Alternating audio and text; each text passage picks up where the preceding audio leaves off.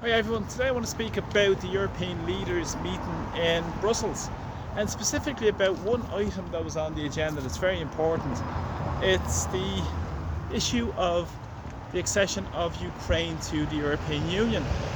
Now, this has been in train for well over a quarter of a century in terms of getting Ukraine into the European Union and pursue the neoliberal agenda across Ukraine. And we know since the increase in hostilities in the war since 2022 that this has started to hit home here in Ireland in terms of the impact of this war in Ukraine. We've seen it obviously with the immigration chaos where well over 100,000 Ukrainians are recipients of temporary protection directive that was brought in by the European Union. That's coincidentally now being extended until 2027 without any discussion or debate. So obviously they don't see peace happening in the next period of time, but here we go. This is what the European leaders are trying to do, and as well they're moving towards the 800 billion rearming Europe plan, which is about pushing more of the military industrial complex across the European Union to drive their imperial agenda. Of course, there has been a couple of opponents, and most notably would be the Prime Minister of Hungary, Viktor Orban. Viktor Orban has said that he has conducted 2 state polls, and both state polls have reported back that 95% of people who were polled are against Ukraine joining the European Union. Of course, for many reasons, but most notably financial reasons in terms of the cost it would impair on people of Hungary and right across Europe. So the response from Michal Martin has been to say it is deeply, deeply regrettable on Hungary's decision. Of course, Martin would say that. He's a branch manager stroke lapdog for von der Leyen, the unelected head of the, an unaccountable head of the European Union. And of course, Martin has said he is a full supporter of enlargement, stroke the single market. And Martin would say that because they put their hands up in terms of the Ukrainian refugees that came to Ireland. Highest per capita across Europe. But Ireland and their leaders always put their hand up to be the best boys and girls in the class. You saw it with the bank bailout, for instance. And of course, Martin, sovereignty is a backward looking idea. So much for representing the needs of the people of Ireland. But Orban said a couple of weeks ago that the love story between Hungary and Ireland is at risk of coming to an end because of the Irish government's policies and being lapdogs for Brussels, despite who you get at the power there, whether it's Harris, whether it's Eamon Ryan, Leo Varadkar, it doesn't matter. They're pursuing the same agenda. And of course, the oppositions aren't much better in terms of criticising the European Union. They don't. So at the same time, we've seen the issues in terms of the budgets that are going to be under serious pressure because the country is imploding. We see one of the most corrupt countries across the world in Ukraine. We know about Zelensky and his corruption with the Pandora Papers, banning political opposition, banning elections, banning churches, banning media, and jailing journalists as well. But of course, this is ignored when you're pursuing the narrative and agenda of the globalists.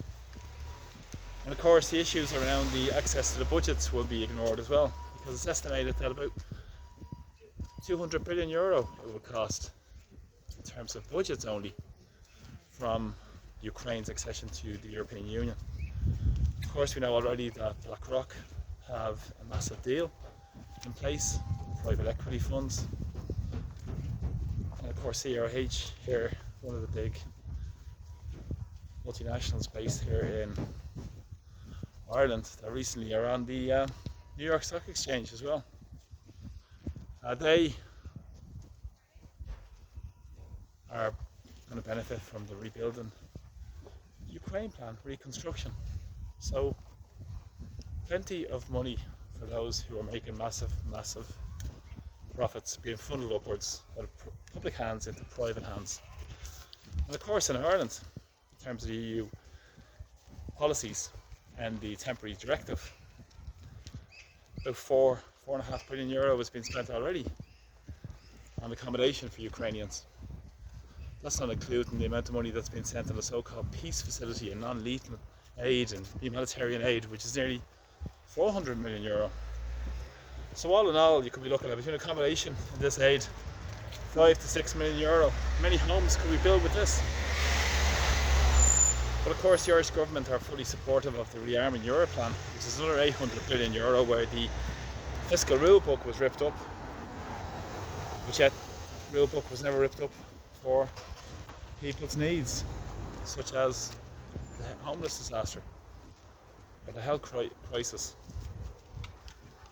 That's a different kettle of fish compared to the military-industrial complex. And of course, NATO, at a meeting in the last couple of days, are looking to increase spending, defence spending as a percentage of GDP up to 5%, according to Mark Rutte, the ex-Netherlands Prime Minister, who said Trump was the daddy. Lunatics. You couldn't make it up. You just could not make this nonsense up. But yet, the media will pursue this narrative, and the political establishment will pursue this narrative because it fits the globalist agenda. And what's also fascinating here would be the budget. We have the Common Agricultural Policy that would be raided, and there are issues we know in Ukraine in terms of the lack of quality control, pesticides, antibiotics used on produce, and of course it's poor standards that'll probably come in and flood the market as well. And also we've seen the issues with the pension system in terms of who's going to support that. It's going to be through European Union taxpayers are going to support it. And this will have an impact on lack of investment in services. And of course the reconstruction funds, the recovery funds, we're looking at the European Investment Bank for a fund for the European Union for Ukraine, all specially created. And that's just across Europe. Of course we'll have the immigration chaos and immigration fallout from the country that has been destroyed, or whatever's left of it post this conflict. The flooding of mass immigration is going to continue with this agenda as well, and destroy Ukraine, all at the behest of the proxy war for the United States, which is now admitted in the mainstream media years later. So we have all these issues happening, but of course here in Ireland the political leaders just put their hands up to support the European establishment. They've opened the doors to Ukraine, and of course they went on a big call out to get housing for Ukrainians. Never did it for the indigenous Irish in terms of looking for the homeless disaster here, for a call out for homes. Open your doors. Accommodation recognition payments under a two-tier system, which is taking rental supply out of the market. It offers tax breaks to landlords. Modular housing, which was on the agenda a number of years ago, but of course it's been ignored, but then it jumped back on top of the agenda when it came to Ukraine. And not to mention the pets, holidays, all this sort of stuff going on. Absolute nonsense. Well, ordinary people pick up the tab. But of course they were never the same to help refugees from any other country, in terms of Yemen. Of course, it was Tubri, they said at the time. It's because Ukrainians look like us, according to Tubri. So inherently itself, the system was discriminatory from the get-go and has created massive issues in Irish society across Europe. So there are leaders out there who stand up for the interests of their country. And of course Martin doesn't, because he said sovereignty was a backward looking idea.